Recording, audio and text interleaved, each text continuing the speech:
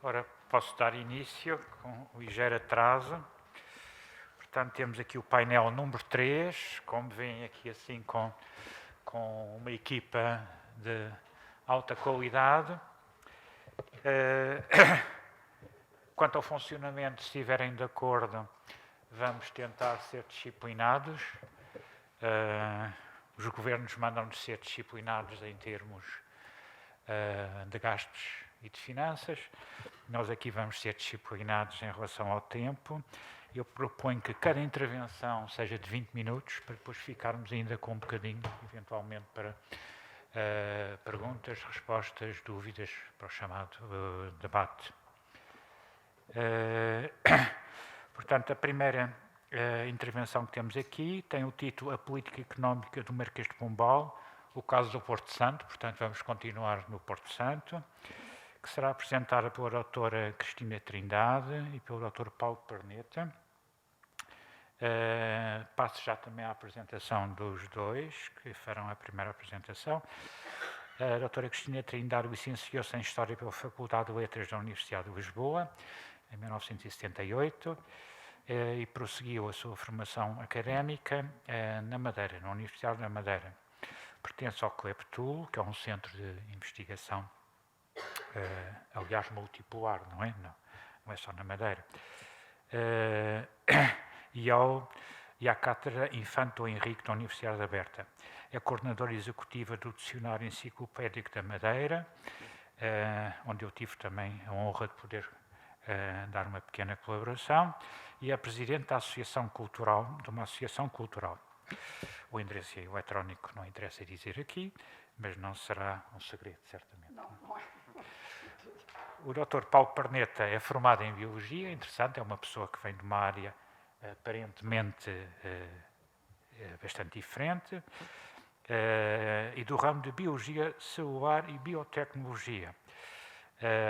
Formou-se pela Faculdade de Ciências da Universidade de Lisboa. Desde 2003 trabalha e desenvolve projetos de investigação em genealogia e história. Sobretudo, interessa-se pela história e pela origem das famílias nos arquipélagos da Madeira e dos Açores. Portanto, pode-se dizer que ninguém fica sem pai nem mãe, desde o momento que seja desses arquipélagos. Tem também trabalhado sobre a reconstrução de paróquias em ambos os arquipélagos, sobretudo nos períodos do século XV a século XVII. Pertence à Associação para o Desenvolvimento de Estudos Globais e Insulares e investigador associado também do já referido CLEPTUL.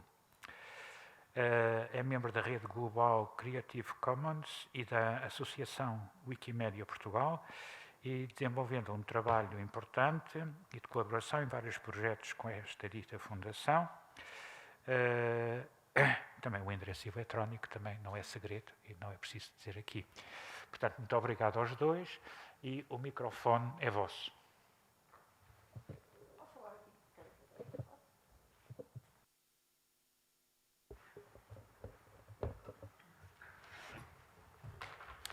Bom dia a todos. Eu vou falar então daquilo que nos traz aqui aos dois. Nós vamos irmamente repartir o tempo, espero. 10 minutos para mim, 10 minutos para ele. E falar do impacto e das características especiais que tem a ação do Marquês de Pombal sobre o Porto Santo num contexto de crise, daquelas crises cíclicas que assolaram o Porto Santo ao longo de toda a sua história, porque se excetuarmos um período inicial de alguma produtividade, o resto da história do Porto Santo, até pelo menos a altura em que a professora Freitas Branco começou a falar, é uma alternância de ciclos de menos fome e mais fome, com algumas crises verdadeiramente terríveis, devidas, sobretudo, a 3 fatores. A seca, os maus anos agrícolas, a fome, portanto, e os piratas. Porque, como é fácil de ver, o Porto Santo é uma ilha virtualmente indefensável. Quer dizer, não é possível fortificar aquilo de tal maneira que os piratas perdessem o interesse. E aquilo que eu queria, de facto, aqui trazer é a forma diferente como o Marquês de Pombal, ou, obviamente, os diplomas são do rei, Dom José, mas a autoria moral é do Marquês. Em que é que se distingue a abordagem que o Marquês faz de todas as abordagens anteriores? Portanto, como eu já tinha dito, as crises são cíclicas e a resposta, eles pedem ajuda à Madeira, como é óbvio, e a Madeira responde sempre enviando víveres. Pronto. Põe um penso rápido naquela solução. Estão com fome, a gente manda e espera que melhore. Neste caso concreto do Marquês, a abordagem não é esta. E é sobre isso exatamente que eu queria falar. Falando da personagem do Marquês, é obviamente a personagem política da segunda metade do século XVIII em Portugal, e é um homem que toda a gente sabe tem uma ação marcadamente inovadora e reformadora. E algumas das reformas e inovações que ele vai produzir em Portugal, aprendeu-as, ou contactou com elas, enquanto diplomata, enquanto estava em Londres e em Viena. Neste caso, aquela que me interessa para aqui, ele tomou contacto com ela em Londres, através das obras de um homem chamado William Petty, que tinha desenvolvido um novo método de análise das conjunturas, digamos assim, que ele chamava aritmética política, e que descrevia assim. Portanto, o próprio William Petty descreve a sua forma de trabalhar, dizendo que usava um método pouco costumeiro. Em vez de usar apenas palavras comparativas e superlativas e argumentos, tratei de exprimir-me em termos de número, peso e medida, de usar apenas argumentos baseados nos sentidos e considerar somente as causas que têm fundamento na natureza. Portanto, é uma abordagem de caráter científico, digamos assim, à realidade. O Marquês subscreve completamente esta perspectiva e logo, na sequência do terremoto de 1755, faz um inquérito que manda distribuir pelo reino todo, reino Portugal continental,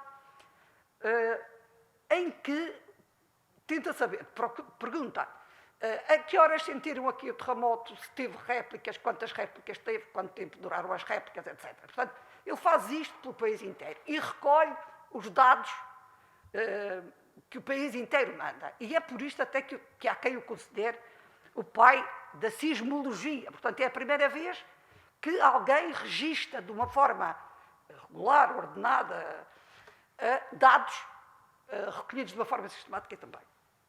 A seguir a esta recolha, ele manda fazer, por exemplo, os inquéritos paroquiais, que é, desta vez, dirigido aos padres, porque eram quem estava mais perto das populações em todo o lado, que fizessem um levantamento de dados das suas paróquias, também para enviarem, para lhe enviarem, em que ele inquiria da população, quantos homens, quantas mulheres, quantas mortes, quantos nascimentos, quantos jovens, quantos daqui, quantos dali, que orografia tem, que rede de água tem, que produções faz. Pronto. Portanto, ele muda de paradigma e passa a tentar governar assente em dados concretos. Não é por acaso, por exemplo, que o relógio da Sé é posto na Sé no tempo do Marquês de Pombal. Não é de todo por acaso. Portanto, ele muda a questão do tempo, da medição do tempo, que deixa de ser religioso ou pelas ordens canónicas e passa a ser pelo relógio da Sé. Entretanto, o Porto Santo, como eu já disse, é aquele ciclo vicioso de crises, e em 1769 há uma particularmente grave. E a Câmara, os vereadores, metem-se num barco e vêm ao Funchal falar com o governador Sá Pereira para lhe darem conta da situação desgraçada em que está o Porto Santo. Mas com eles, vereadores, já vêm 50 porto-santenses a fugir à fome. E, portanto, aquilo que é previsível é que a seguir venham mais. Ou se faz alguma coisa, ou o Porto Santo corre o risco de ficar despovoado. E isso é uma situação grave, porque o governador diz para o Marquês de Pombal, o Porto Santo fica na rota dos navios que passam para a América. Passam todos por ali. Portanto, não podemos correr o risco dos porto-santenses se virem todos embora. Porque rapidamente uma potência estrangeira, que é uma terra que está desabitada, e, portanto, podem tomar conta, e isso é perigoso para a coroa portuguesa. E então, o que é que o governador vai fazer? Um ano antes, portanto, em 1768, tinha vindo para a Madeira o sargento-engenheiro Francisco de Alencourt, encarregado de fazer o levantamento da Ilha da Madeira. Também nos termos dos inquéritos paroquiais. Quantas pessoas, que tipo de terrenos, o que é que se planta aqui, o que é melhor acolá, quais são os problemas de água, etc. Esse tipo de coisas. E também tinha vindo encarregado de abrir a aula de fortificação do Funchal. A escola que ele chega a abrir e que o governador acha interessante e acompanha de perto, ao ponto de chegar à conclusão que o próprio Dalancourt, que dava lá aulas, ninguém percebia o que ele dizia, e, portanto, o governador põe-no a andar e faz substituir por Faustino Salustiano da Costa, um outro sargento-engenheiro que, esse sim, dá aulas e os pequenos os alunos entendem. E então, o governador retira o Dalancourt do trabalho da Madeira e manda-o rapidamente para o Porto Santo para fazer uma abordagem ao território do Porto Santo semelhante às outras todas. Portanto, ele queria recolher dados sobre a população, por exemplo, que o Dalancourt, quando chega à Madeira, quando faz o relatório, a sua relação, diz que são 866 pessoas, todos, desde os meninos de peito aos velhos, que ele pede que se individuem, por exemplo, os que têm os que têm 90 anos, ele acha que isto é divide em períodos etários e pede números para cada um. E faz o mapeamento do Porto Santo, nomeadamente o mapeamento agrícola, vendo que tipo de terras há, que tipo de produções são as adequadas a cada terra, e informa de tudo isso o governador. O governador passa esta informação ao rei, que vai, na sequência disto, produzir um diploma legal, uma lei, de 13 de outubro de 1770, que ficou conhecida como a Lei dos Quintos e dos Oitavos. Portanto, que é uma lei que vai redistribuir e reformular a posse e o uso das terras no Porto Santo. A primeira coisa que o rei diz é que sabe que o donatário do Porto Santo está ausente, há muito tempo que está ausente, e que não tem meios para sustentar aquela terra. Diz que a esta ausência do donatário se deve os porto-santenses terem caído no ócio, no vício, as cadeias estão cheias, há gente, há delitos, há gente, como é que se diz, criminosos, enfim, que não conseguem ser presos porque não há espaço para eles, e que também é uma gente que ele sabe que é fácil de alugar genealogias para fugir ao trabalho. Portanto, o retrato do povo do Porto Santo é rapidamente traçado assim, e ele diz que, além da ausência do donatário, há outras ausências importantes, que são as dos senhorios das terras do Porto Santo. Segundo está nesta lei, todos residentes na Madeira. Ele diz que são todos residentes na Madeira, e depois vamos ver como o trabalho que o Paulo fez mostra que isto é falso. Mas é o que está no documento. Portanto, quem ler aquilo fica com a sensação que todos os senhorios estão ausentes. E isto tem que acabar imediatamente. Portanto, o rei manda fazer chamados encabeçamentos, que é a distribuição das terras dos diversos senhorios por gente residente no Porto Santo.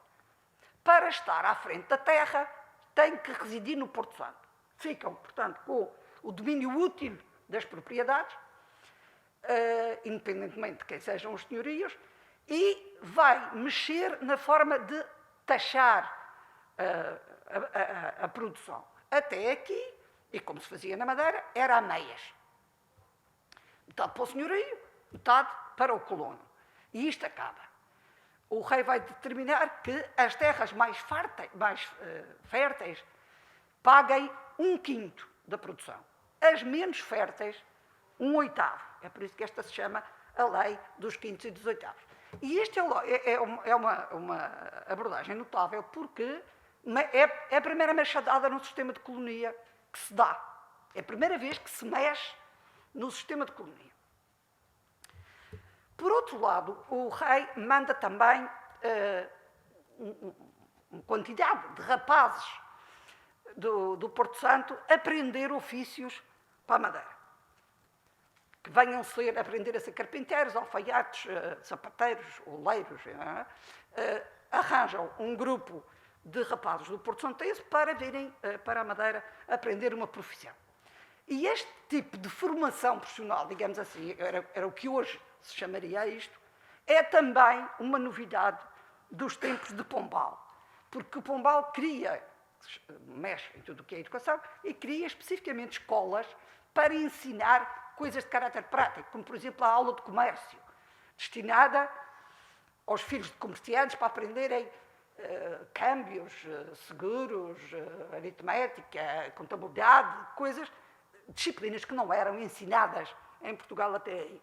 A própria aula de fortificação do Funchal também traz para a Madeira disciplinas que nunca tinham sido aqui lecionadas, como na área da geometria, por exemplo. Portanto, esta é outra característica da intervenção de Pombal. E, entretanto, quando eu estava a ler a documentação de onde se extrai esta informação, encontrei um livro chamado Dos Encabeçamentos. Ou seja, quando o rei determina que as terras têm que ter os tais Porto Santenses à frente, manda fazer um levantamento exaustivo de todas as propriedades do Porto Santo,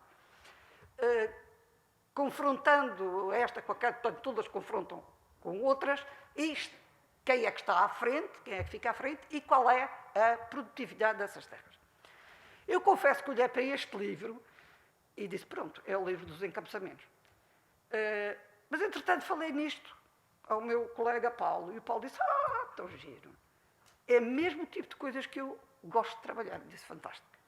Então, o Paulo foi trabalhar o livro dos encabeçamentos, que traz uma série de informação sobre o Porto Santo que esta documentação não dá, nem pouco mais ou menos. E, portanto, eu agora passo a palavra ao Paulo, que vai mostrar as conclusões a que chegou a partir do estudo desses livros de encabeçamentos. Livro.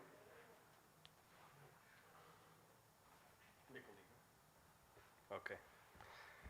Então, o que tem estado a ver desde o início aqui atrás é a capa precisamente do livro dos encabeçamentos, do tombo dos encabeçamentos, e aquilo que eu fiz foi o que se chama, em linguagem mais técnica, data mining, ou a prospecção de dados sobre esse conjunto riquíssimo, coligido pela primeira vez, parece, portanto, primeira tentativa de fazer uma análise sistemática de um determinado assunto, feita pelo Marquês de Pombal, como a Cristina acabou de explicar. Portanto, desde logo, esta recolha dos encabeçamentos, ela constitui-se, portanto, mais para a frente no livro, depois tem outros formatos, mas, de uma maneira geral, são pequenas parcelas que são descritas com as confrontações, o tipo de terreno, o encabeçador, portanto, a pessoa que vai encabeçar, e o senhorio, e muitas vezes agrupadas, ou geralmente agrupadas, por conjuntos de senhorios.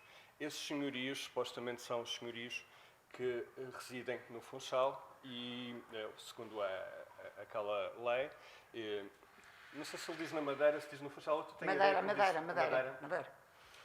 Mas há uma outra parte que ele foca muito no Funchal. mas Estão não- todos no Funchal. Há uma carta que ele diz que estão todos no Funchal. E, portanto, são agrupados por senhoria e depois dentro tem as confrontações. O que acontece é que quando eu faço a recolha dos dados das confrontações, aparece um monte de outros senhorios. E são esses senhorios que aqui neste gráfico, no primeiro gráfico, o que está a vermelho é o que está tombado, portanto são os tombos, os senhorios que têm tombo, e o azul estão os que não estão tombados, mas aparecem lá. Sim, 5 minutos. Vai mais do que o resto. Foi, 15. Em baixo tem a divisão entre os coletivos e os individuais. Portanto, aqui tem a quantidade, não é? É o que corresponde àquele gráfico de cima. Aqui, a divisão entre... Tem aqui uma propriedade típica, bastante típica do Porto Santo, no Oritã, que foi o que sobreviveu. Muitas delas foram tomadas pelo aeroporto, que tomou a zona mais fértil da ilha. O que se pode ver acolá são as divisões por local de residência dos senhorios.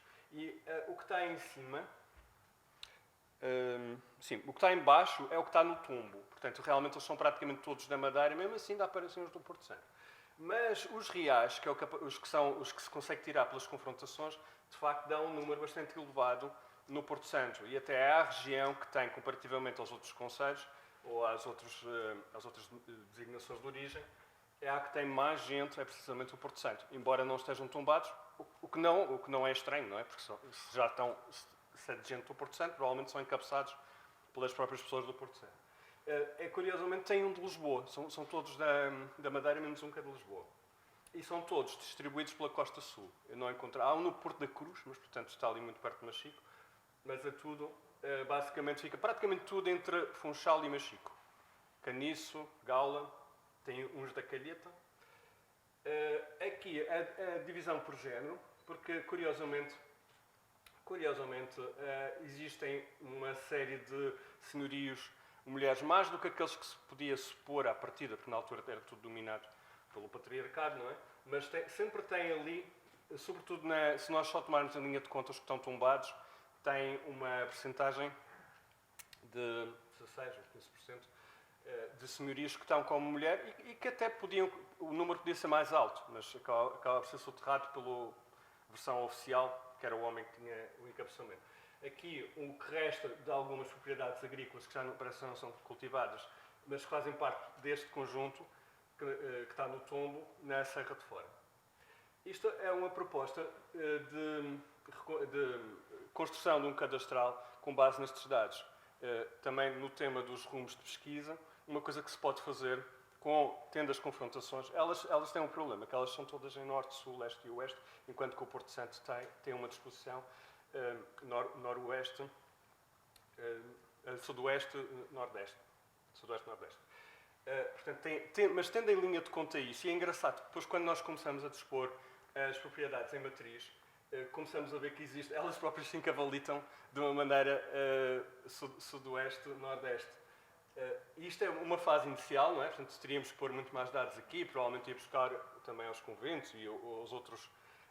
Os coletivos já agora são conventos, hospitais e confrarias.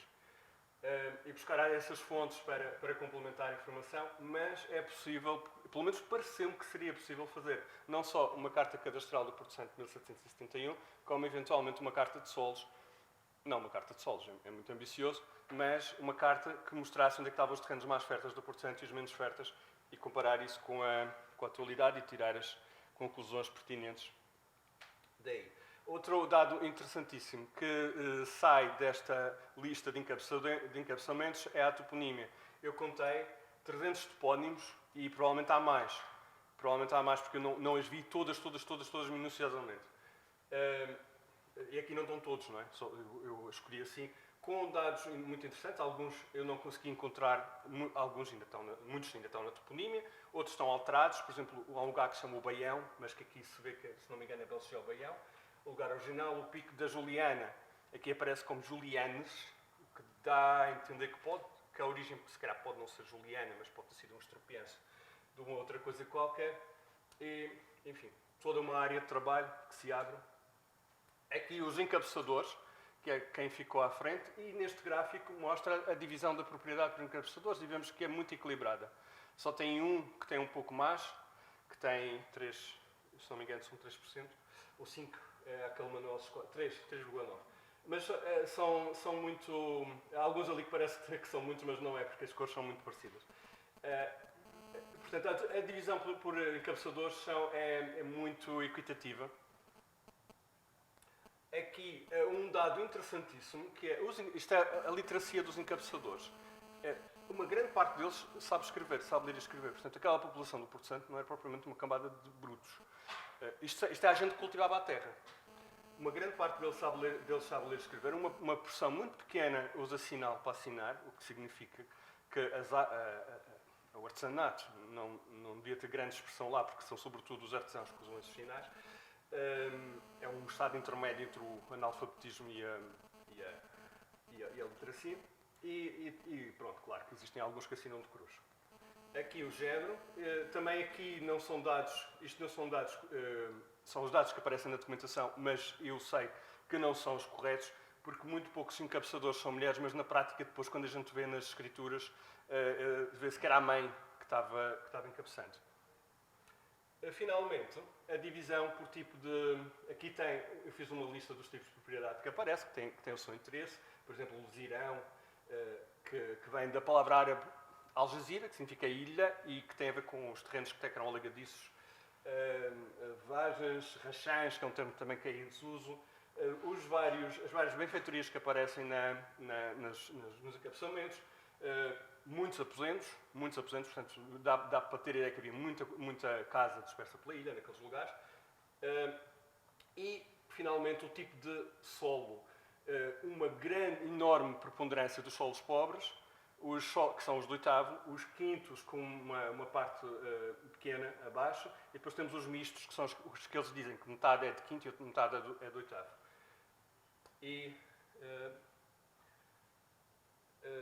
Sim, a nível de dados é isto. Eu agora, muito rapidamente, vou passar algumas imagens que eu recolhi de terrenos que ainda estão aqui, muito destruído na zona do Dragual da Ponta, que ainda tem os vestígios destas benfeitorias de poios, um pouco por toda a ilha do Porto Santo, e há apenas uma pequena amostra, porque são muito mais do que isto.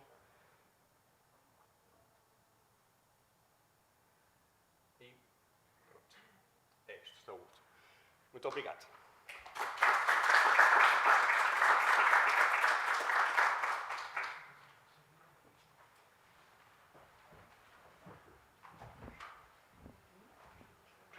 Desculpa lá. Mas desliga.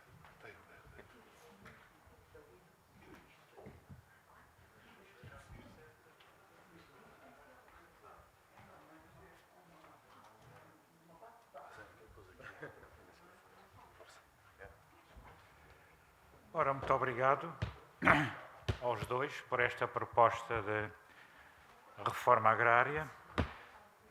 Passamos agora ao Dr. Luís Pedro Branco, que nos vai apresentar uma comunicação intitulada As causas da falência do modelo económico no Porto Santo durante o século XIX, portanto avançamos um pouco no tempo. O Dr. Luís Pedro Branco, é licenciado em Gestão pela Universidade da Madeira e mestre em Ciências Empresariais em 2009 pelo Instituto Superior de Economia e Gestão da, então, Universidade Técnica de Lisboa, agora simplesmente Universidade de Lisboa, com uma dissertação intitulada Book to Market. É doutorando em Ilhas Atlânticas, Património, Cultura e Enquadramento Jurídico e Institucional na Universidade da Madeira.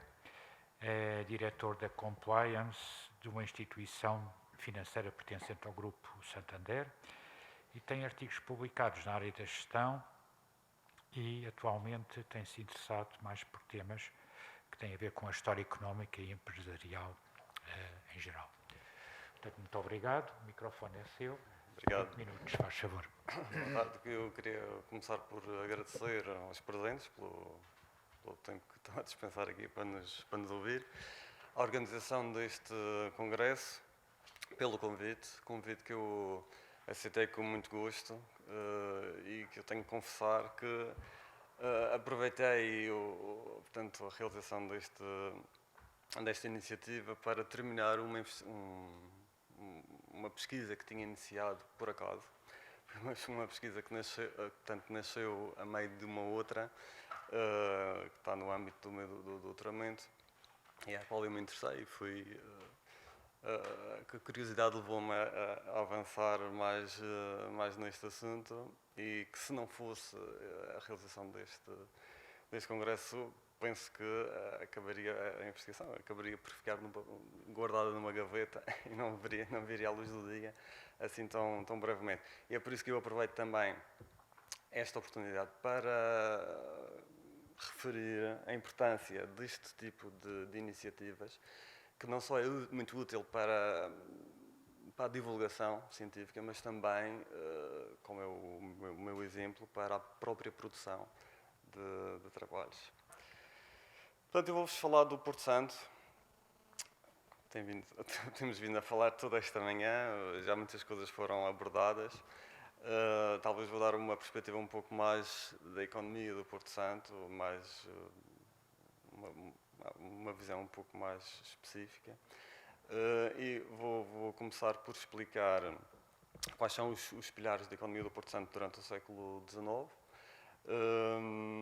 E depois, de uma forma pouco ortodoxa, vou começar pelas conclusões. Vou dizer o que é que levou à falência destes pilares, portanto, destas bases da economia no Porto Santo, e depois vou, em cada um dos pilares, explicar como é que estas causas influenciaram a falta de desenvolvimento em cada uma delas.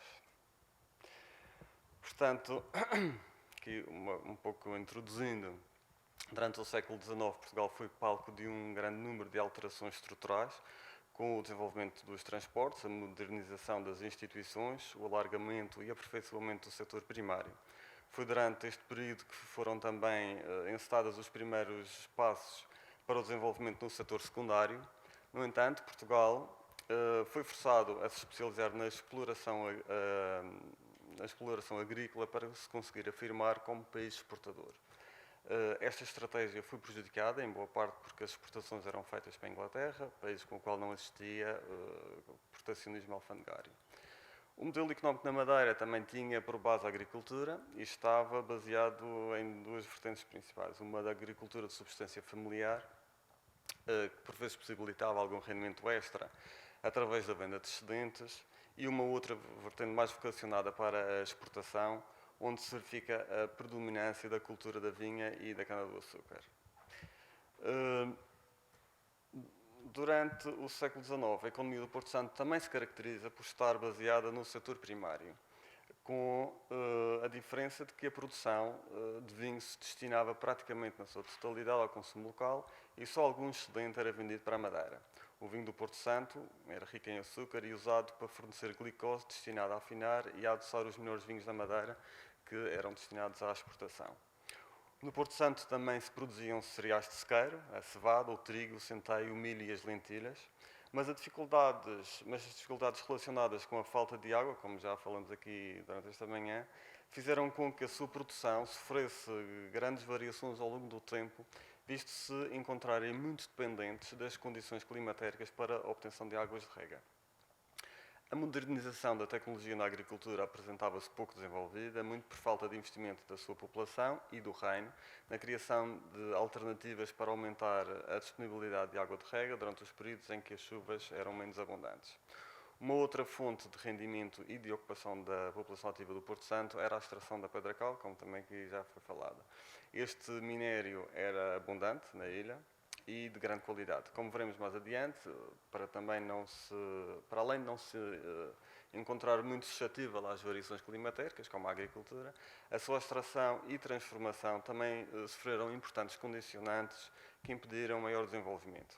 Encontramos uma outra atividade importante, que era a exploração das salinas, que, por as razões que apresentaremos mais adiante, tiveram a sua continuidade condicionada.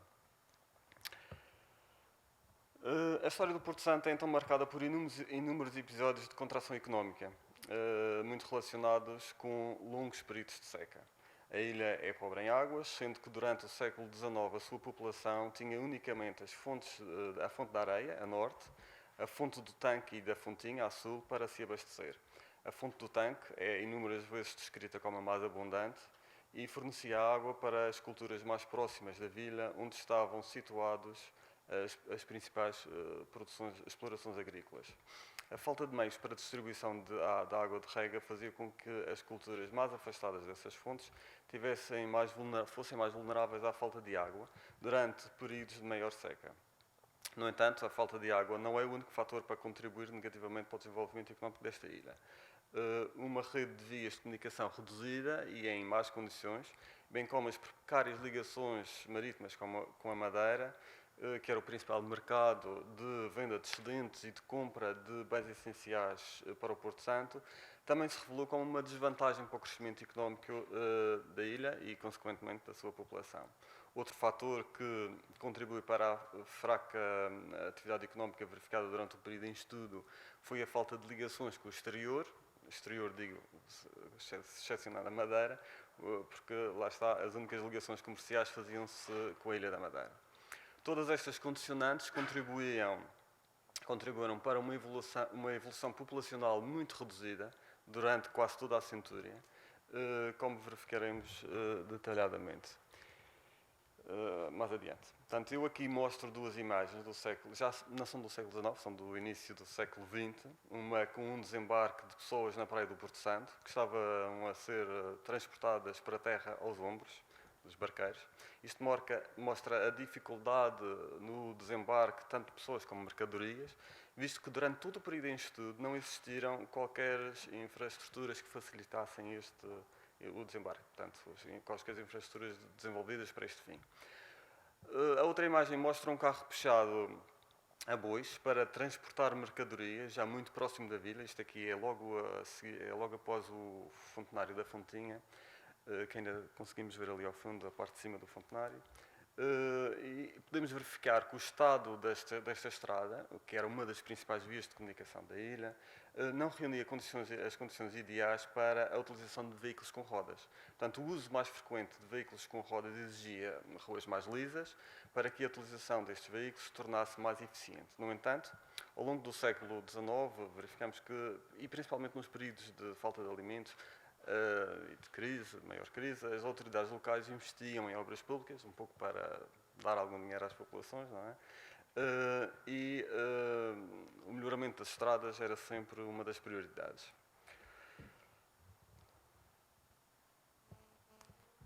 Não, isto ficou aqui cortado. Isto é da formatação.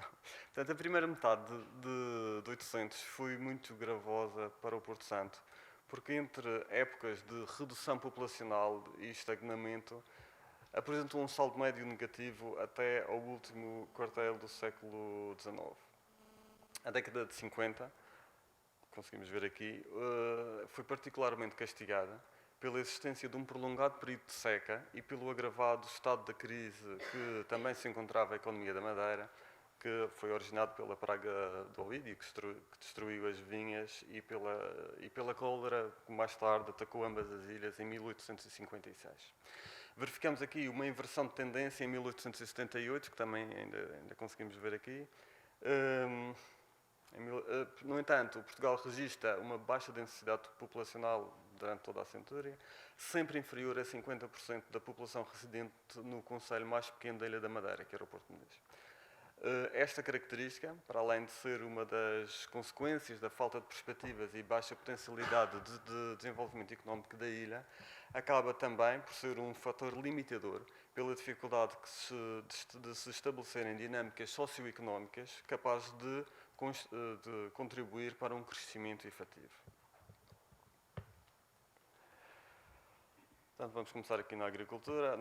Como já disse, no Porto Santo produziam-se essencialmente vinho e os cereais de sequeiro. A produção era muitas vezes insuficiente para as necessidades de consumo da população, não pela infertilidade dos terrenos, ou pelo menos parte deles, nem pelo ócio dos produtores, ou dos agricultores, mas pela falta de água de rega, que era agravada por longos períodos de seca. O quadro que apresentamos aqui resume a produção dos vinhos e cereais no Porto Santo entre 1834 e 1862. Infelizmente não consegui encontrar dados nem do início do século, nem mais para o fim. Portanto, o modelo económico baseado na agricultura foi reforçado já no final do século XVIII, durante o reinado de Dom José I, quando, através de uma carta régia, deu um impulso à agricultura do Porto Santo, mandando distribuir aos agricultores bacelos para serem plantados em terrenos arenosos que não eram produtivos para outras culturas. Segundo os anais do Porto Santo, estes terrenos situavam-se no centro da ilha, na zona onde hoje se encontra construído o aeroporto do Porto Santo e junto à praia também, nas dunas. Para operacionalizar esta iniciativa, foram enviados homens da Ilha da Madeira, pagos pelo Reino, para distribuir bacelos e auxiliar na sua plantação. A produção do vinho teve um impulso efetivo, sendo que em 1779 já há indícios de que chegava à Madeira vinho e aguardente do Porto Santo. As culturas da ilha foram improdutivas diversas vezes ao longo do século, como já falamos aqui, sendo que o principal fator é, sem dúvida, os períodos de seca. Notamos também a falta de investimento em meios de captação de águas de chuva e transporte de água de rega das fontes para locais mais afastados. Existiam algumas pequenas levadas particulares, mas a sua existência criava sempre diversas contestações e problemas entre as populações, porque se cruzavam muitas vezes com os caminhos que eram existentes, que levava tanto à degradação dos caminhos ou à degradação das próprias levadas. Portanto, havia sempre confusões à volta dessas levadas. O problema da água de rega não é uma novidade deste século. Já na Carta Régia de 1770, Dom José I proibiu o abate de árvores e obrigou a todos os agricultores do Porto Santo a plantarem árvores nos limites das suas terras e nos leitos dos ribeiros para garantir a infiltração das águas da chuva e para evitar as comuns inundações que, através do escoamento superficial das águas, lavavam os terrenos, deixando-os menos produtivos e estragando as sementeiras existentes nessa altura. Portanto, esta carta acabou por não ter efeito, o efeito desejado, porque a falta de alimento para o gado e a falta de mato para o consumo dos fornos fez com que esta determinação não tivesse sido acatada, existindo inclusivamente relatos de invasões de propriedades agrícolas privadas para o corte de parreiras e de parreiras de vinha para alimentar os fornos e o gado. Durante o período de estudo foram identificados 10 períodos de fome mais importantes. Só durante a década de 60 que não existem registros de pedido de auxílio de alimentos, sendo que todos estão relacionados com a destruição das sementeiras pela falta de água de chuva. Esta linha vermelha, que eu identifiquei neste gráfico, representa a quantidade mínima necessária para alimentar a população do Porto Santo durante um ano, tendo em conta as ajudas em cereais enviadas para o Porto Santo durante 1850.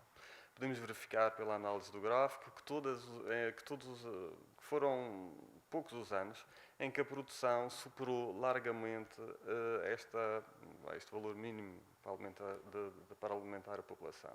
Durante os períodos de falta de alimentos, como já foi falado aqui, o Porto Santo recebia ajudas com origem em organizações de beneficência da Madeira, principalmente a partir da década de 50, de 800, e socorros do Reino. Os socorros do Reino eram sempre enviados em forma de géneros, normalmente milho, e o seu pagamento era feito em numerário. Isto implicava que boa parte da produção, ou boa parte do excesso de produção dos anos seguintes tivessem previamente destinados ao pagamento desses socorros. Os socorros enviados, por exemplo, entre 1813 e 1806, que foi uma época muita seca e muita fome, somaram dívidas que só começaram a ser pagas em 1809 e demoraram cerca de 10 anos a serem pagos, sem que os montantes tivessem sido liquidados na sua totalidade. A dependência da mão de obra da Madeira, porque, como vimos, o Porto Santo tem pouca massa crítica, tem poucas pessoas, portanto, era preciso, na altura das colheitas, era preciso virem homens da Madeira para o Porto Santo para ajudar nas colheitas, e essa mão de obra, digamos assim, era paga em cereais da própria colheita. Portanto, a Madeira, o Porto Santo todo o excesso de produção ou era para pagar a mão de obra e as ajudas, a dívida que o portanto ia acumulando nesses períodos de menos produção.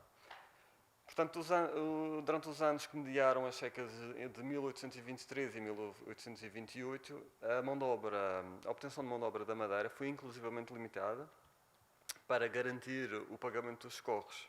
Portanto, eles estavam a ver que a produção existente não ia ser suficiente, então mandaram uma carta para Santa Cruz a dizer não venham homens para o Porto Santo, porque senão depois é impossível pagar as dívidas. E é aqui que nós notamos a real dificuldade do povo do Porto Santo na sua subsistência. Foi a partir do fim da primeira metade do século XIX que se começaram a discutir de forma mais recorrente os problemas estruturais que impediam o desenvolvimento da ilha. Foi criada inclusivamente uma comissão para estradas e caminhos para permitir e facilitar a circulação de veículos com rodas. Foram também tomadas algumas iniciativas de arborização para fornecer o ressurgimento de um clima mais úmido e proteger os terrenos contra a lavagem dos terrenos, portanto, provocada pela água das chuvas. O Porto Santo também encontrava-se numa situação privilegiada para a extração do sal, para a extração de sal das águas do mar, dado o elevado grau de salinidade das suas águas. A referência mais antiga que encontramos sobre esta indústria encontra-se nos anais do município do Porto Santo e referem-se a umas salinas de Isidoro Silva, madeirense, estabelecido no Porto Santo, que explorava umas salinas na costa sul, muito próximo da vila, no sítio da Fontinha, onde hoje em dia está o Hotel Torre Praia. E também a fábrica da cal, portanto, tinha um forno de cal aí e também do cimento. Estas salinas, talvez era um pouco mais abaixo, eu não sei a localização precisa. Estas salinas eram um pouco rentáveis porque exigiam reparações contínuas. Como já vimos anteriormente, a mão de obra do Porto Santo não era abundante, o que aumentava a dificuldade em encontrar artesãos com os conhecimentos necessários para executar obras com um maior grau de complexidade. Para além desta referência, verificamos que a Câmara do Porto Santo arrematava a renda das salinas do Ilhéu de Fora e do Ilhéu das Marinhas, que estão aqui representadas neste gráfico, por serem as de mais difícil acesso. Portanto, durante a primeira década do século XIX, os valores arrematados pela Câmara denotam uma forte atividade, que suscita inclusivamente o interesse de alguns naturais da Ilha da Madeira. Avaliando pelos valores arrematados pelas rendas das salinas, podemos concluir que as salinas do Ilhéu de Fora seriam as mais produtivas, apesar da dificuldade do seu acesso. Portanto, o Ilhéu de Fora é o ilhéu mais afastado da Ilha do Porto Santo. Não encontramos registros da venda de sal do Porto Santo para a Madeira, o que pode ser indicativo de que o resultado da exploração se destinava essencialmente à venda local. No fim do século XIX, foi empreendida uma nova tentativa de extração de água de sal, de água do mar, através da construção de umas marinhas na Serra de Fora. Estas marinhas não deram o rendimento necessário por deficiências verificadas mais uma vez na construção e por serem muito dispendiosos os mecanismos necessários à elevação das águas, porque os reservatórios foram construídos a um nível superior e, aliás, as próprias marinhas estavam construídas a um nível um bocado superior ao nível do mar, ainda existem lá vestígios dessas marinhas, e portanto acabou por não ser levado tanto em frente. Os sucessivos insucessos levaram a um aumento da incredibilidade da população neste tipo de exploração, o que resultou no abandono desta indústria. Portanto, as origens desta, agora vamos aqui ver a pedra cal, que é muito importante. As origens da extração da pedra cal no Porto Santo remontam ao século XVIII. A documentação existente até à segunda metade do século XIX é escassa, pelo menos não encontrei, mas permite-nos perceber que no Ilhéu da Cal já existiam inúmeras extrações anteriores aos primeiros registros. Nos primeiros registros encontrei, por exemplo, referências para a localização das minas encontramos referências a minas existentes anteriormente, porque eram todas muito juntas, aquilo também não é grande, e portanto dá para perceber que já existiam muitas, mesmo antes de começarem a fazer registros. São frequentes os pedidos de novas explorações, bem como solicitações para a construção de fornos para a transformação da pedra, da matéria-prima em cal. A extração da pedra cal não era a única atividade mineira desta ilha. Encontramos também, como vemos aqui, registros de minas de manganês e, mais tarde, já no início do século XX, registro de minas de ferro. Mas, avaliando pelos novos pedidos de registro, consideramos que estas minas não seriam muito eficientes. Como podemos ver no quadro, a maior parte dos pedidos de registros de minas durante as últimas décadas do século XIX foram atribuídos a naturais da Ilha da Madeira, que em alguns casos eram possuidores de fornos de cal na Madeira, como é o caso do António Joaquim de Freitas, que possuía um forno de carvão no Funchal, parece-me que na zona do Anadia. A falta de combustível para alimentar os fornos representava claramente uma barreira à entrada a um maior número de naturais do Porto Santo, sendo que a venda da cal, já transformada, teria maior valor comercial e maior margem de lucro do que a venda da pedra calcária por transformar. A calcinação da matéria-prima é um processo exigente, que implica uma grande quantidade de combustível que o Porto Santo não tinha. E, portanto, como o Porto Santo não tinha matéria combustível para alimentar os fornos, tinha de recorrer à lenha, recorreu diversas vezes à lenha da madeira para proceder à transformação, o que também tornava a atividade menos rentável. E já no fim do século XIX também encontrei registros de que era utilizado carvão mineral para a sua transformação, mas pronto, mais uma vez isto depois fazia com que a rentabilidade decrescesse.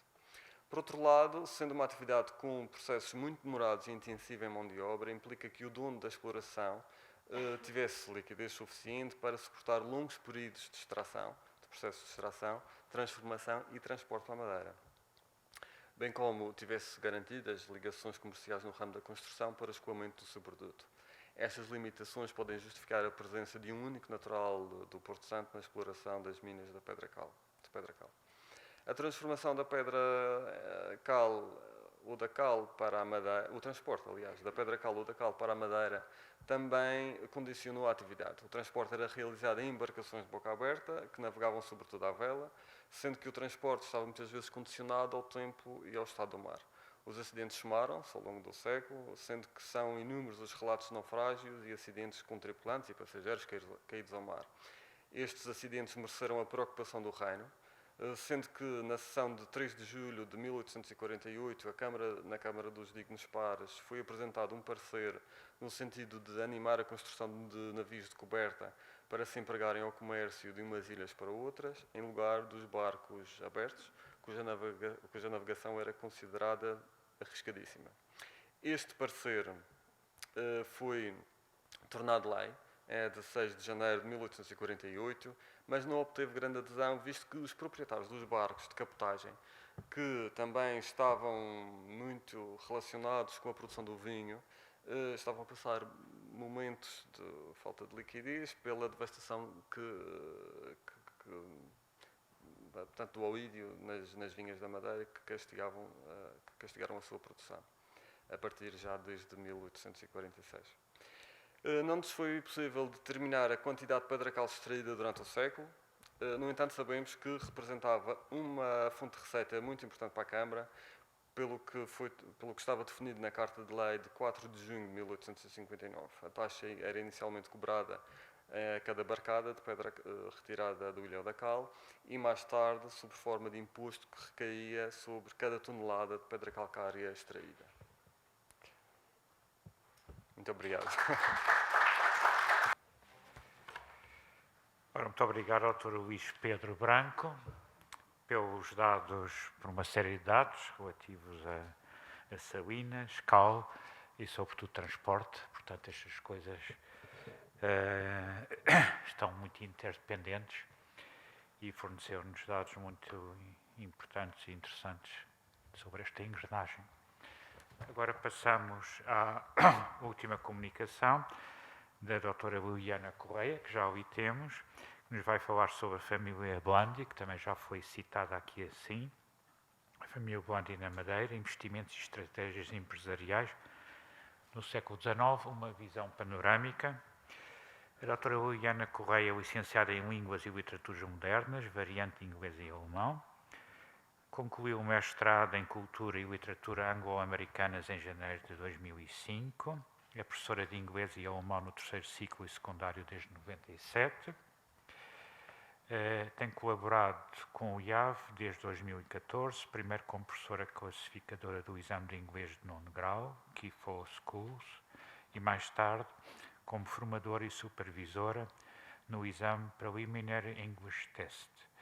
Atualmente é professora requisitada no Centro de Estudos de História do Atlântico, Alberto Vieira, aqui onde estamos. Muito obrigado. A palavra é sua. Bom dia a todos.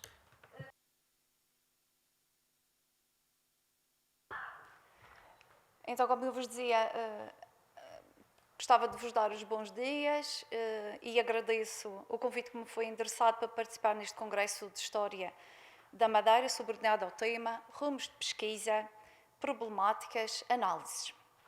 Esta comunicação tem por base a nossa tese de dissertação de mestrado em Cultura e Literatura Anglo-Americanas sobre a família Blandi na Madeira no século XIX, apresentada à Universidade da Madeira em 2006. É a nossa pretensão analisar os investimentos e estratégias económicas desenvolvidas no arquipélago da Madeira por 3 gerações da referida família ao longo do século XIX. John Blandi, o primeiro membro desta família oriunda de Inglaterra a se fixar na Ilha da Madeira, desembarcou no Funchal em 1808. Não sabemos se o fez como oficial do regimento britânico, como apontam as fontes tradicionais consultadas, ou se acudia à Ilha da Madeira por motivos de saúde e que ao mesmo tempo se mostrou disponível para trabalhar num qualquer escritório de contabilidade de acordo com a informação apresentada em 2011 por Marcus Binney, no livro Os Blandi da Madeira, 1811-2011. Entretanto, John Blandi regressou à Inglaterra em 1810, onde casou. Voltou à Ilha da Madeira pouco tempo depois, onde se estabeleceu como comerciante de vinhos e também como importador de mercadorias diversas na Rua de São Francisco, onde adquiriu um prédio e alguns armazéns adjacentes. O seu interesse em se estabelecer na ilha é mais um exemplo da tendência que remonta ao século XV, em que muitos cidadãos estrangeiros, maioritariamente britânicos, escolhiam a Ilha da Madeira para a sua atividade comercial. Tomemos como exemplo John Drummond of Perth, que se refugiou na Ilha da Madeira logo após a chegada de João Gonçalves Zarco. No século seguinte, assiste-se à vinda de outros comerciantes britânicos atraídos pelo comércio do açúcar. No século XVII, dos comerciantes estrangeiros que se fixam na ilha, destacaríamos William Bolton, o importante comerciante de vinhos, cujas cartas foram publicadas em Londres em 1928. Parte dessas cartas, referentes ao período entre 1695 e 1700, foram publicadas no Funchal por António Aragão em 1981, inseridas no livro A Madeira Vista por Estrangeiros. James Gordon e Francis Newton, que viriam a ter um papel igualmente importante no comércio do vinho, fixam-se na Ilha da Madeira no século XVIII, mais precisamente em 1745. No início do século seguinte, chegam à Madeira William Cossart e John Blandi, cujas empresas familiares viriam a se tornar nas maiores exportadoras de vinho da Madeira. Apesar da sua pequena dimensão, a Ilha da Madeira revestiu-se ao longo do tempo de grande importância como porto de escala para as embarcações que faziam as ligações marítimas entre a Europa e os restantes continentes devido à sua localização geográfica no Oceano Atlântico. Se, por um lado, a natureza das correntes e os ventos obrigavam as embarcações que rumavam da Europa para o hemisfério sul a passar na zona marítima entre os Açores e a Madeira, por outro lado, o Funchal representava o último ponto seguro de abastecimento antes de Cabo Verde ou até mesmo do continente americano.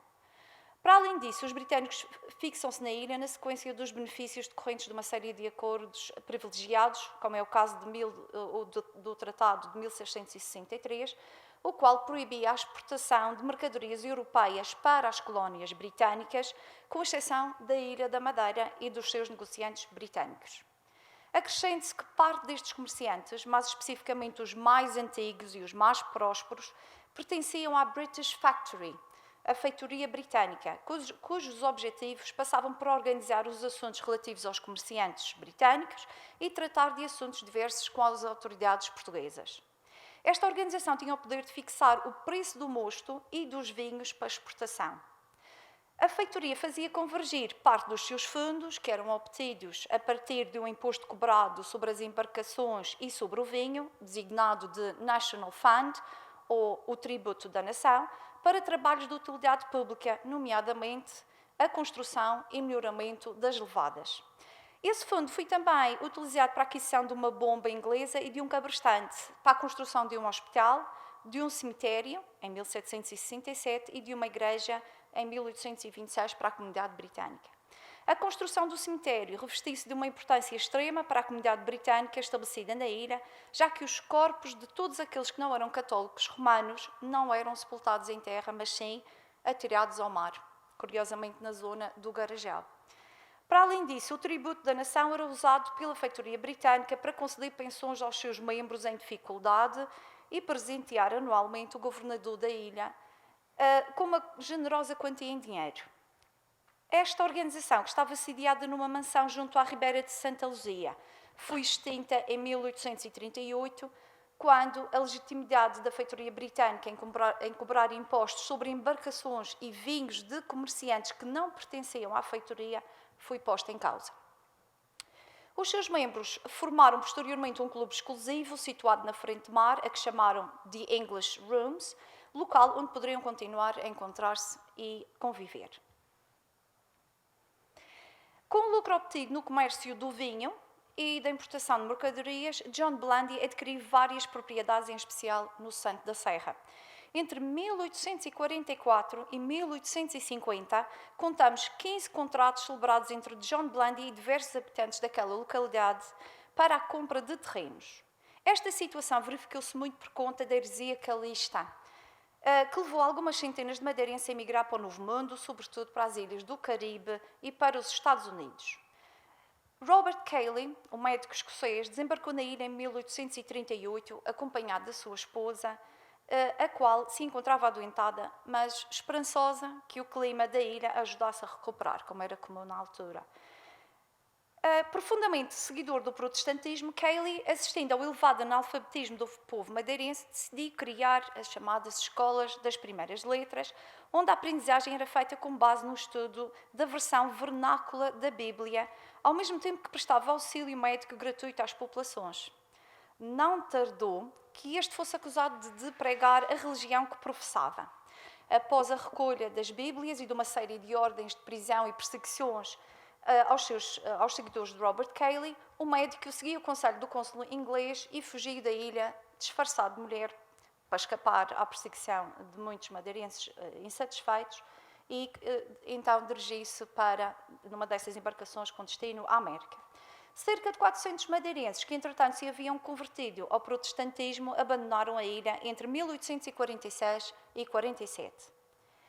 Na década de 50, John Blandy dedicou-se a outra atividade comercial, a compra de pedra calcária, como já falamos aqui, e a comprová-lo tivemos acesso a 3 escrituras celebradas em 1854, 2 com Domingos Reynolds, a pedir então que este extraísse no Porto Santo 250 caixões de pedra calcária, e uma outra a João Gomes, que se comprometia a ir para o Porto Santo durante um ano, trabalhar nas pedreiras que já lá existiam, e também teria de encontrar novas pedreiras para extrair pedra calcária de boa qualidade, como constava dos referidos contratos.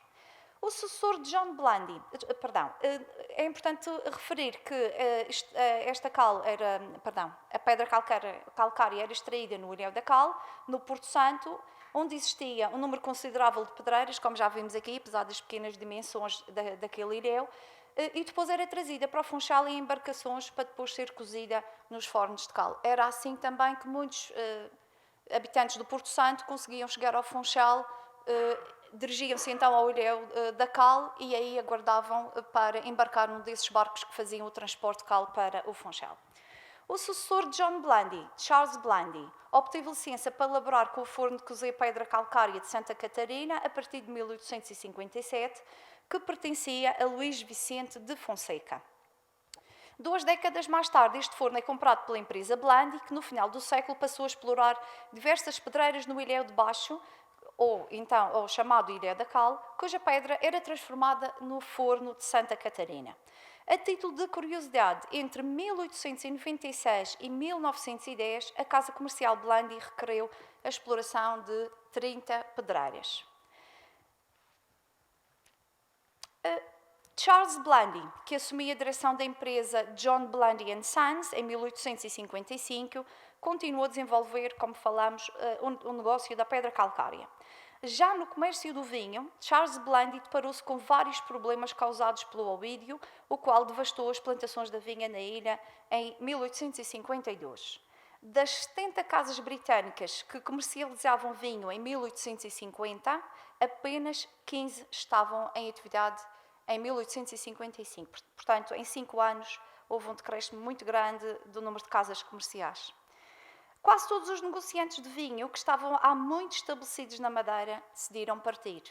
A firma Blandy foi uma das poucas que resistiu não só aos efeitos devastadores desse fungo, o oídio, como também aos danos causados pela filoxera, uma doença que afetou as vinhas madeirenses 20 anos mais tarde, portanto em 1870. A resiliência desta firma familiar acabou por compensar, pois Charles Blandy adquiriu uma grande parte dos estoques dos negociantes de vinho que não resistiram a esta crise, num total de 5.000 pipas, considerado o maior estoque de vinho madeira existente na ilha à data. Em 1862, num período entre as duas crises da vinha, a firma Blandy criou uma agência de navegação. No entanto, na sequência da leitura da correspondência da Alfândega do Funchal, entre 1853 e 1864, pela leitura dessa documentação, concluímos que esta firma já era agente de navegação antes de ter criado a própria agência, na Rua da Alfândega, número 20. E estavam agenciadas a esta casa comercial algumas das mais importantes companhias de navegação, nomeadamente a Royal Mail Steam Packet Company e Union Steam Ship Company. O tráfego portuário no Funchal intensificou-se na segunda metade do século XIX, dominado por embarcações a vapor que regularmente escalavam este porto nas suas rotas para o continente africano, americano e asiático para se reabastecerem de carvão, água e alimentos, atividade a que a família Blandy se dedica intensamente. Para a concretizar, a empresa Blandy adquiriu terreno junto ao mar, ao lado, por exemplo, do forno de Santa Catarina, onde construíram armazéns para depositar o carvão. Estabeleceram um escritório em Londres em 1838, que estava responsável pela compra de carvão no sul do país de Gales e pela negociação dos primeiros contratos para o abastecimento de embarcações que faziam escala no porto do Funchal.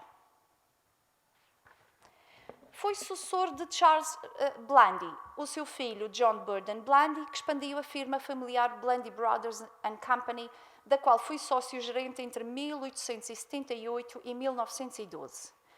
A quando da sua morte, John Burden era possuidor de uma avultada fortuna, como se pode ler na nota de pesar do Diário de Notícias acerca do seu falecimento. E nós comprovamos essa situação pelos registros notariais, em que, por exemplo, John Burden Blandy celebrou 22 escrituras de empréstimos de dinheiro a juros, que variavam entre os 8% e os 12%, e 22 escrituras de compras de prédios. Portanto, é bastante significativo. Na década de 80, e com a crescente necessidade de fornecer carvão de pedra às embarcações, a firma Blandy optou por arrendar terrenos na praia, efetuando para o efeito diversos contratos de arrendamento com o Ministério da Guerra, num dos quais era concedido o aproveitamento do espaço interior do Forte de São José, que até então servira de prisão. Os restantes contratos com esta entidade referem-se ao arrendamento de outros terrenos junto à praia, sempre na Baía do Funchal. A empresa Blandy construiu um sistema de carris de ferro entre os armazéns e um pequeno cais, conhecido como Cais do Carvão ou Cais Blandy, onde as barcaças eram carregadas com carvão de pedra, que eram depois rebocadas até aos navios. Diversos trabalhadores procediam ao descarregamento do carvão, que era transportado em sacas para os porões das embarcações. A empresa adquiria ainda um pontão que servia de depósito de carvão flutuante. Para efetuar o fornecimento de água às embarcações, a firma Blandy possuía fragatas que bombeavam água para os navios. De modo a assegurar o fornecimento de água aos seus escritórios e lojas, a firma Blandy Brothers estabeleceu o primeiro sistema de água canalizada na Madeira na década de 80 do século XIX. A água era captada numa pequena praia, entre o Ilhéu da Pontinha e a Foz do Ribeiro Seco, chamada de Águas Doces, onde existia uma fonte de água pura. O Porto do Funchal rivalizava com os portos de Canárias no que ao abastecimento à navegação diz respeito. Para além das taxas alfandegárias sobre a entrada do carvão de pedra serem mais elevadas no arquipélago da Madeira do que no das Canárias, a Madeira debatia-se com uma outra desvantagem: a inexistência de um porto com condições adequadas para o embarque e desembarque de passageiros e mercadorias.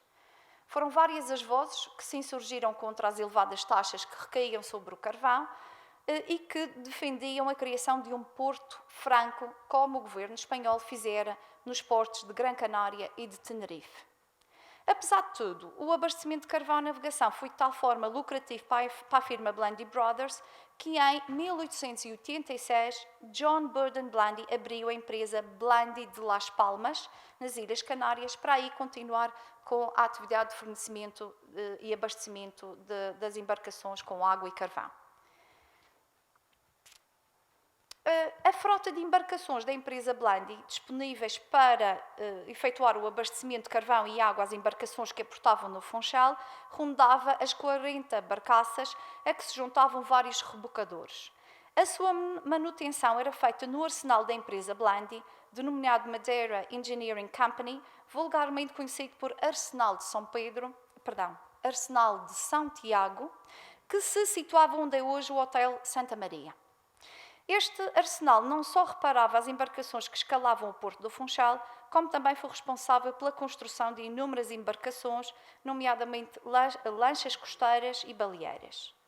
Naquele espaço procedia-se ainda a reparação de uma outra frota, propriedade da família Blandy, os barcos a vapor da empresa funchalense de cabotagem. Uma vez que a firma Blandy Brothers estava fortemente ligada ao comércio da cal, cedo se apercebeu das dificuldades existentes nas ligações marítimas, não só entre as ilhas da Madeira e do Porto Santo, como também nas ligações entre as várias localidades da Ilha da Madeira. Assim, em 1856, Charles Blandy adquiria José Calixto da Silva 2 barcos de carreira, o Liberal e o Triunfo, por 400 mil reais. Mais tarde, com a era da máquina a vapor, a empresa funchalense de cabotagem tinha ao seu serviço o vapor Falcão, que chegou ao Funchal em 1881 e que viria a efetuar viagens quinzenais ao Porto Santo. Gavião, Açor, Bútio foram outros vapores que estavam ao serviço da Casa Blandy e que efetuavam não só as ligações entre as ilhas da Madeira e do Porto Santo, como também faziam viagens regulares entre o sul e o norte da ilha, quer por este, quer por oeste. Curiosamente, 2 destes vapores, o Falcão e o Açor, ficaram na posse da firma Blandy em virtude do incumprimento do pagamento de 2 dívidas em dinheiro por parte de João Eleutério Martins, a primeira de 16 contos de reis e a segunda de 25 contos de reis, contraídas em 1881 e 1885, respectivamente. No que concerne a ligação entre as Ilhas da Madeira e do Porto Santo, esta só se consolidou no final do século XIX e resultou das tentativas do governo português para estabelecer comunicações regulares entre Lisboa e os arquipélagos dos Açores e da Madeira. A 27 de julho de 1883, o governo português contrata, por meio de licitação em asta pública, o serviço de navegação a vapor entre Lisboa e os arquipélagos portugueses. É então estabelecido um contrato provisório com a firma Bem Saúde, detentora da empresa insulana de navegação, da qual constava a obrigação de realizar viagens regulares entre as Ilhas da Madeira e do Porto Santo. A empresa insulana de navegação concede a exploração dessa ligação à empresa funchalense de cabotagem da família Blandy. Inicialmente, essas viagens eram quinzenais, realizadas pelo vapor Falcão, que saía do Porto do Funchal à 1 da madrugada e regressava ao meio-dia. Tinha a obrigação de levar a mala de correio para aquela ilha e o transporte de passageiros limitava-se a 40 pessoas. Quando as condições climatéricas não permitiam a realização das viagens nos dias previstos, essa deveria realizar-se no primeiro dia de bom tempo. Estas embarcações a vapor assumiam grande importância para a altura das festas religiosas, contribuindo fortemente para a maior afluência de pessoas às mesmas. Nestas ocasiões, os vapores efetuavam várias viagens às localidades em festa no mesmo dia. Como podemos verificar pela leitura dos periódicos, onde essa informação era divulgada à população. Estas embarcações, estes vapores, podiam ser ainda fretados para passeios à volta da ilha ou excursões até às ilhas desertas. Ainda na década de 80 do século XIX, a firma Blandy estabeleceu uma casa bancária na Rua da Alfândega número 20. Na origem da sua criação estará o facto da casa comercial Blandy estar ligada ao comércio internacional desde sempre. Para além disso, a referida firma emprestava dinheiro a juros muitas décadas antes da criação da casa bancária.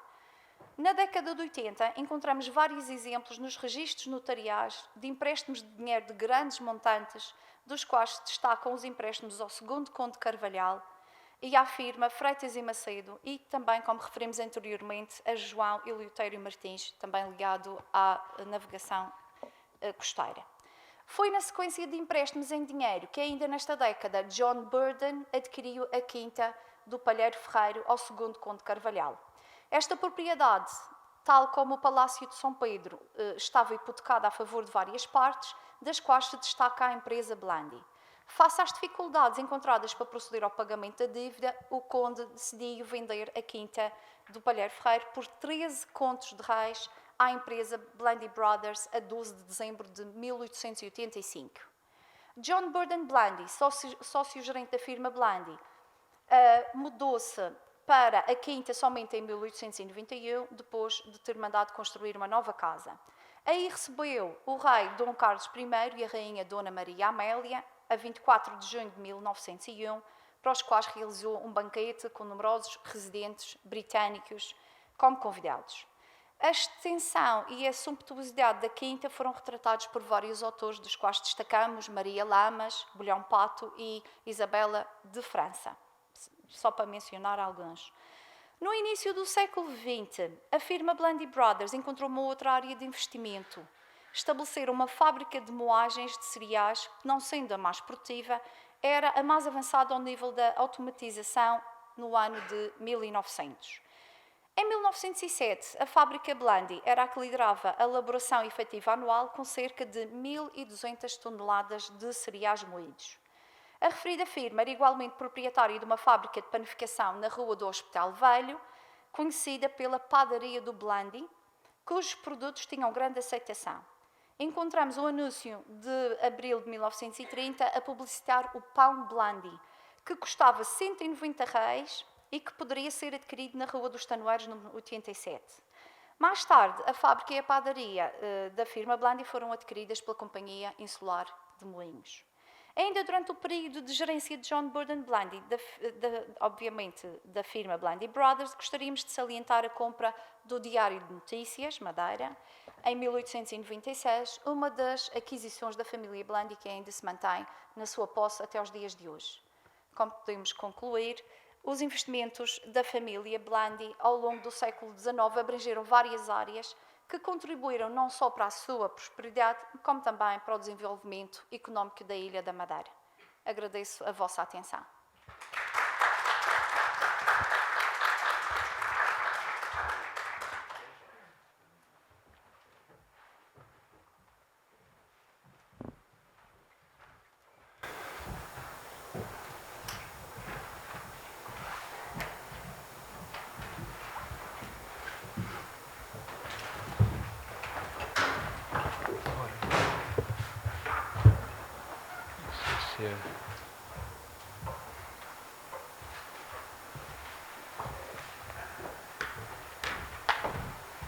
Muito obrigado à doutora Liliana por este panorama tão abrangente,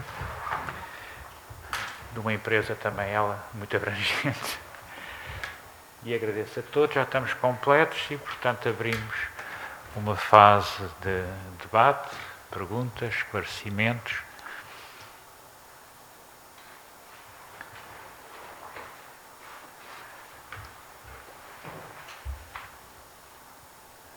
São tantos os braços levantados que não sei quem o levantou em primeiro lugar.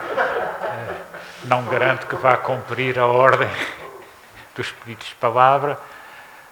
Portanto, aqui, primeiro, Dr. Pimenta, se faz favor. Desde logo quero felicitar a todos pelas discussões que foram extremamente interessantes. Quero dizer que, em relação à comunicação da doutora Cristina Trindade e do Dr. Paulo Pimenta, me surpreendeu a capacidade de reconstituição, não é? Portanto, acho que tem material para, de facto, pensar toda a estrutura fundiária, não é? Do Porto Santo à época e eventualmente depois, não sei se haverá outro tipo de documentação mais para a frente que nos permite ver essa evolução. Portanto, não se trata de uma questão, mas é apenas uma observação, um comentário. Parece-me que há cá material, de facto, para fazer um trabalho de grande profundidade analítica e, portanto, os meus parabéns desde já. E espero que prossigam na investigação. E em relação ao doutor Luís Pedro Branco, penso que, de facto, a visão que nos apresenta de conjunto, não é, em termos de história económica pensada para o Porto Santo, para quem, sobretudo, não é eu não sou madeirense, não é? Embora seja residente. Mas, provavelmente, também para os madeirenses, permite-nos também ver um outro lado do arquipélago, não é? Quer dizer, apesar de tudo, eu vejo uma tendência para a história do arquipélago ser muito concentrada na história da Ilha da Madeira. Tem sentido, porque é a ilha principal e, portanto, tem sentido. Mas, de facto, este contributo que também dá para este século XIX no Porto Santo, não é? Parece-me muito relevante e, portanto, ainda bem que houve este congresso para fazer esta investigação e acho que é um estímulo para continuar. Em relação à doutora, portanto, não são perguntas, são apenas observações. Em relação à doutora Liliana Correia, quer dizer, é aqui um caso de história empresarial, efetivamente, e eu sou sempre cada vez mais da ideia que é uma área que tem de ser aprofundada, não é? Para além da história política e institucional, ou da história económica, pensando em termos mais globais, ou uma história das elites, mas esta história empresarial parece-me ser, de facto, bastante interessante. Aqui, talvez, um ponto, talvez, de futuro, em termos comparativos. Falou dos bem-saúde, até que ponto, a dado momento, na sua investigação, não pode também ir um pouco por aí, fazer uma comparação entre estas duas famílias que são muito relevantes na história de dois arquipélagos distintos, não é? Mas até com trajetórias, se calhar, que se cruzam a dado momento. Portanto, talvez um ponto de investigação para o futuro. Obrigada. O professor está, concordo plenamente. Muito obrigado. Mais intervenções? Já agora também para a doutora Cristina e para o O que é que foi o pediu? a outra pessoa à frente. Estou a tentar cumprir Em relação à apresentação da doutora Liliana, é só uma chega.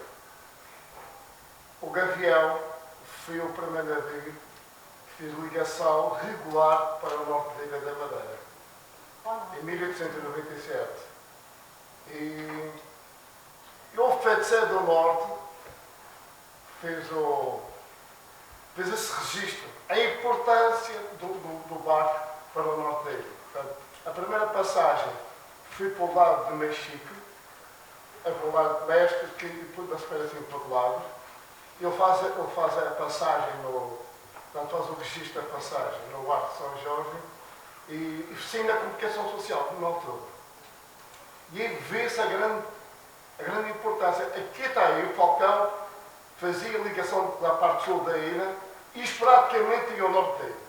Enquanto o Falcão, a partir de 1897, começa a fazer a ligação leste, este e oeste. Há outra situação aqui que não explorei. Houve ideias, depois de criar o elevador para o monte, fazer também ligação para a Ribeira Brava e para o norte da ilha. Houve projetos, volto a dizer, não explorei, e fiquei a pensar se o poder económico dos bancos travaram a situação dessa ideia de criar ligação do comboio para essas duas zonas. É só isso.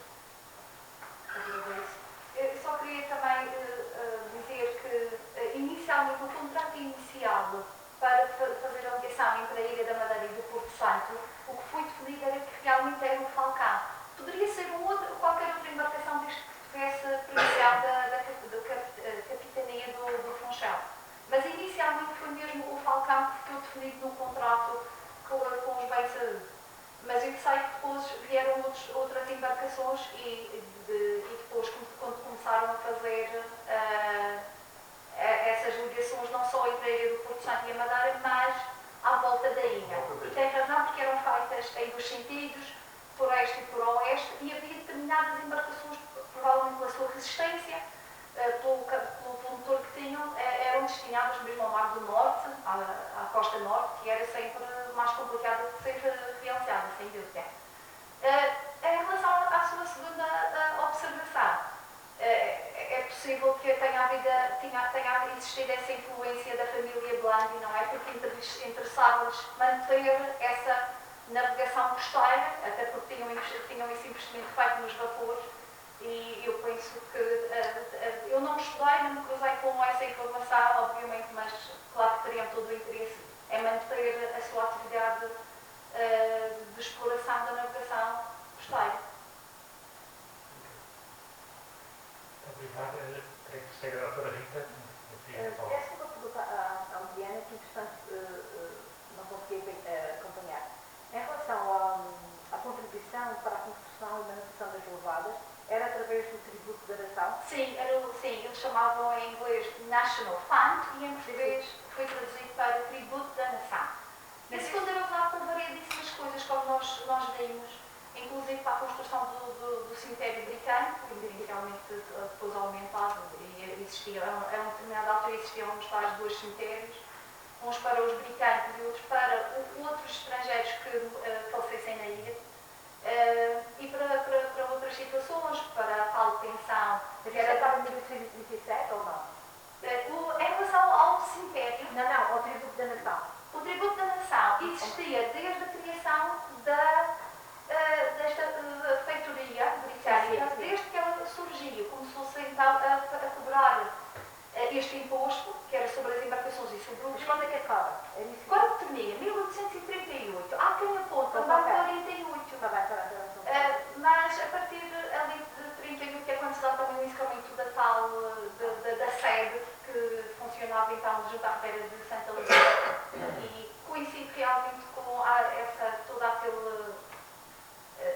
É um ponto final nessa associação. Eles continuam a se encontrar já num clube inglês, os chamados English Rooms, e que já não tinha, obviamente, aquele caráter tão associativo como existia até então para a defesa dos interesses dos negociantes britânicos. Obrigada. Posso entrar? Por favor. Era para a doutora Cristina, Dr. Paulo, gostei muito. A fonte que o Dr. Paulo usa, quais é que são as suas datas extremas, e se conseguir para cada registro de terra, registro total. Quem é o dono, onde é que ele é, portanto, se tem os registros totais, ou se tem algumas falhas. Portanto, em relação às datas, Sim, eu julgo que aquilo, portanto, o livro... Encabeçamentos são feitos de que data até que data? Pois, aquilo há uma primeira volta lá com o que é que é o levar, quem faz a avaliação e o arbitrariamente da qualidade da terra, que assina sempre junto com o encabeçador. Isso é feito em 1761, mas depois o livro para a frente vai acrescentando, parece que são modificações ou coisas que faltaram e que eu não vi qual era a última data, mas ele vai avançando sempre. Durante um certo período vai sempre acrescentando, até com os contratos no teste passados lá, enquanto que no início é mesmo o levantamento das propriedades. Em relação aos dados das pessoas... Está sempre lá escrito onde é que essa pessoa ia? Não. Pois. Não, e às vezes é complicado. As Eles comprovações não assumiam... são isoladas, era essa a minha dúvida. Portanto, se conseguiu para... Alguns- Qual é a terra? É de onde quem? Confronta a norte, a sul, a leste, a oeste, com A, B, C, D. Se em todos esses casos encontrou os registros todos. Não. Geralmente, na maioria dos casos eu encontrei. Ok. Até porque tenho uma base de dados muito completa dos habitantes da ilha e também dos do Funchal, das famílias. Portanto, quando eles assumiam, eles põem, por exemplo, o Dr. Carlos Gregório, que é um que aparece lá. Realmente existia um Dr. Carlos Gregório e com aquele nome é fácil chegar até ele. Há outros casos, lembro-me, por exemplo, Alexandre Festana Velosa, não consegui enquadrar essa pessoa em nada, nem sequer com os batismos. Provavelmente era alguém que não teve filhos e, portanto, não deixou muitos registros. Mas porque eles não dão essa indicação. Às vezes nem dizem onde é que é. Aquele gráficozinho dizendo de onde é que eram estas mesmas. Muita foi a investigação que eu fiz. Não estava lá. Muita foi que eu fiz. Talvez metade. Metade foi que eu fiz, metade dizia da Vila de Santa Cruz. Ou da Vila de Machico. Da cidade. Era essa a minha dúvida. Muito obrigada. Já agora, há mais informação, por exemplo, a nível genealógico, porque nos encabeçadores, depois há todo, as passagens dos encabeçamentos muitas vezes são de pai para filho, ou com relações familiares que estão explícitas lá e podem nem sequer constar noutra documentação. A documentação sobre o Porto Santo não é bastante incompleta. Mas há uma